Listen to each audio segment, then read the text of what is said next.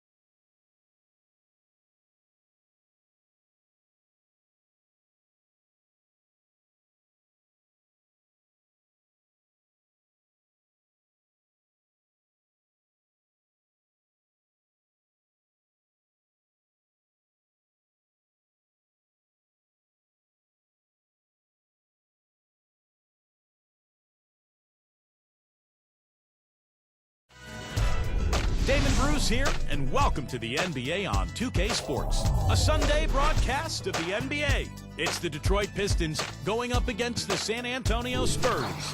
And that's it for us in the studio.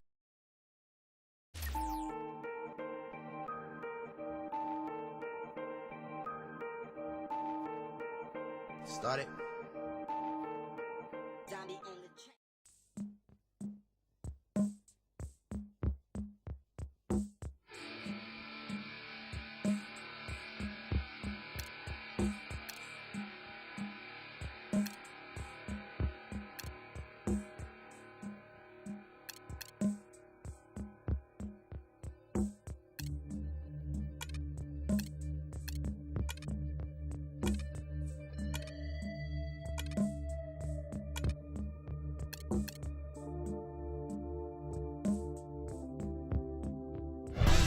Welcome to 2K Sports. I'm glad to have you with us for NBA basketball. Friday Hoops Fest coming up next. It's the San Antonio Spurs going up against the Miami Heat. And now time for Kevin Harlan. We'll get you out to the opening tip-off in Miami. And both sides on the floor getting ready for the game ahead, and it's almost that time. Welcome to this Sunday afternoon edition of the NBA here on 2K Sports. This is Kevin Harlan alongside Steve Kerr and Clark Kellogg. Thanks for joining us. The starting fives for our game. Here are tonight's starting lineups. First for the Spurs, Parker and Danny Green are your 1 and your 2. And in the middle, out of Brazil, taken with the 28th pick back in 2008, the 6'11 pivot man, Thiago Splitter. Then there's Kawhi Leonard, and it's Duncan in at the power forward.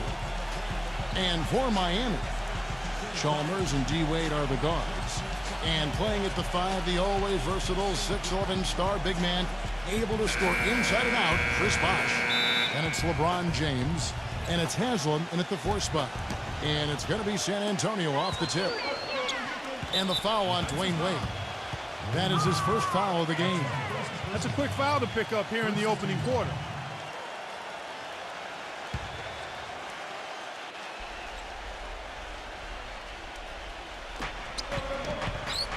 Parker kicks to Green.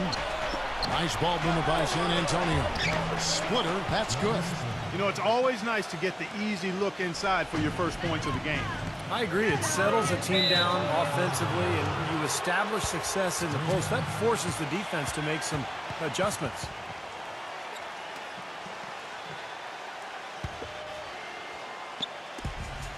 On defense, the Heat.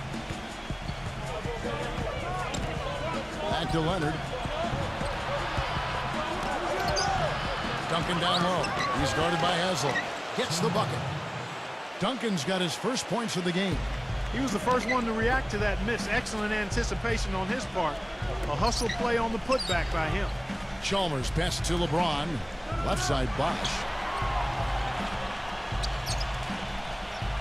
Passes it to Haslem. They get a hand on it. It's off his leg. And the official saying it was kicked.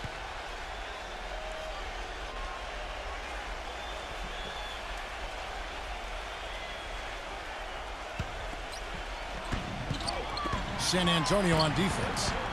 4-point game. He kicks to Bosch. He dishes it to Haslem. Shot clock at 6. And that passing lane wasn't open for long. He closed it down in a heartbeat to get that steal. The drive by Green. Good. And here are the Heat now. Doris Burke has an update for us. Doris? Kevin, I had a chance to talk with head coach Eric Spoelstra. I asked him what they needed to key in on defensively, and he said, well, we've got to limit penetration by Tony Parker. He's really the, quote, head of the snake, and with his floater, he doesn't need to get all the way to the rim to score. It's crucial that we do our best to keep him outside the lane. Guys, that's no easy assignment. We'll see how much success they have defensively. And thank you for that, Doris.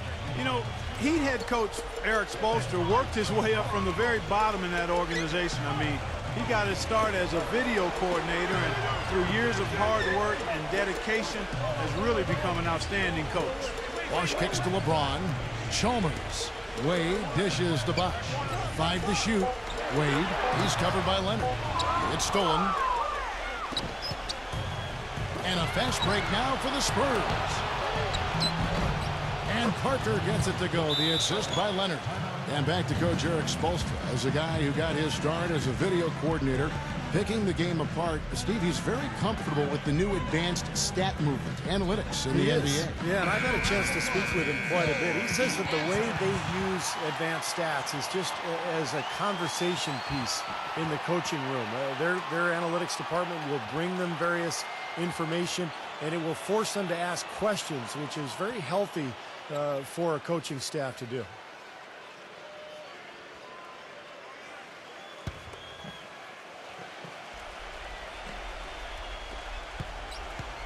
They're struggling to keep up.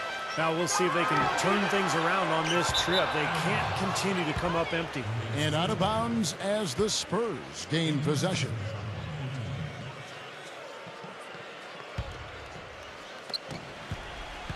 For San Antonio, they've gotten only one of their first 6 shots to fall today. A dramatic improvement for the San Antonio Spurs defensively last season, guys. Coach Pop had suggested that they might have gotten too old to be an elite defensive team anymore, but that wasn't the case. I think he challenged them a little bit, and they raised the bar of their defensive performance. And Clark, you mentioned the defensive improvement of the Spurs. Going into last season, their stat gurus told them they needed to focus even more on contesting shots, even if that meant committing more fouls or allowing more offensive rebounds. Well, that's exactly what they did, Kevin. They gave up a few more offensive rebounds, fouled slightly more than they had the prior season, but they were better in terms of shot blocks, steals, and they held their opponents to a lower field goal percentage. So a great example of getting an edge from advanced stats. Not watching the line there. That'll be a backcourt violation.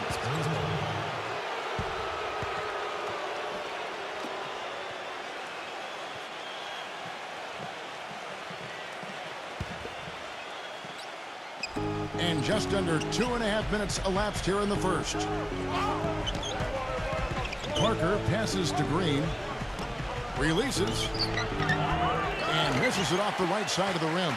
You know, every great player needs someone to push them to be better. LeBron said last year that, that's what Kevin Durant does with him. And I think he works as hard as he does, knowing that Durant is coming to try to take his spot as the best player in the league.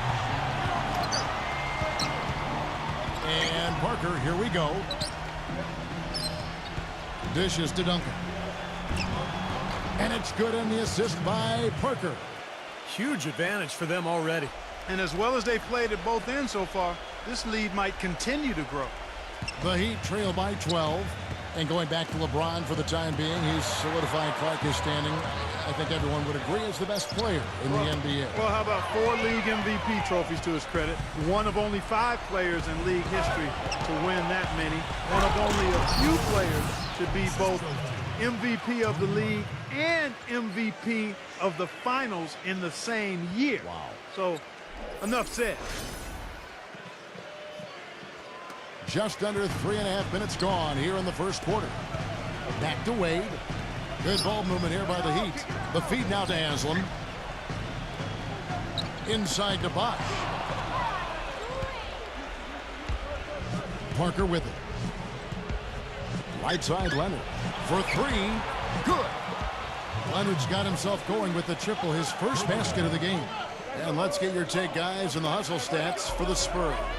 Well, I think the defensive aggressiveness on display here has caught him off guard, playing airtight defense and coming up with the steals. And the other thing they're doing is forcing a lot of turnovers, and that's helping them to get easy points at the other end. And a fast break now for the Spurs.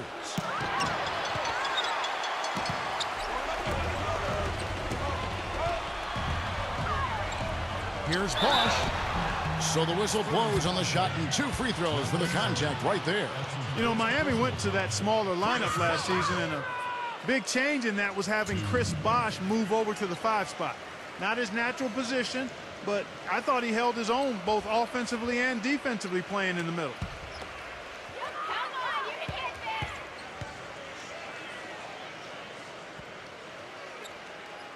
And that one falls for Bosh. And for Bosh, playing the center, Steve, he's giving up some weight out there. But he's a very smart defender. He avoids fouls, and you know the way the league is these days, Kevin, most teams play smaller, and Bosh can normally find a center that he can guard without too much trouble. But there are a few matchups around the league that are a problem. Well, they got the speed and the pressure of that Miami defense. You think they're able to compensate for any lack of size inside by using those other things. Yeah, that's normally the case against, I would say, the vast majority of the league. Well, Miami stormed through the regular season and were viewed as the clear-cut favorites to come out of the East, but it was not as easy as expected. After sweeping Milwaukee, the Bulls gave them a scare, then the Pacers really took them deep all the way to Game 7 of the Eastern Conference Finals. Bellinelli is covering. Anderson kicks to Bosh. Anderson feeds it to Bosh. 6 to shoot. Left side Anderson. Battier dishes to Anderson. And for the Heat, the Pacers were their first real test, it seemed, and they had to survive a win or go home against them. It almost seemed, Clark, to take away any momentum they might have had when they went up against the Spurs in the finals. You know, it's interesting. When I think of momentum in the playoffs, it doesn't carry over from game to game or series to series. I think each game, Kevin, is really an entity in and of itself. That said, Miami found a way, despite being pushed by the Pacers and being pushed by the Spurs, both to Game 7s. It came down to LeBron James's brilliance, but also the hot shooting of a complimentary role-playing winner, Shane Battier. LeBron, he's checked in for Miami. And he can't make the second free throw either, missing both. Well, I think this is one of the more amazing stats in sports when you think about it. No matter the season or the roster, the Spurs just seem to find ways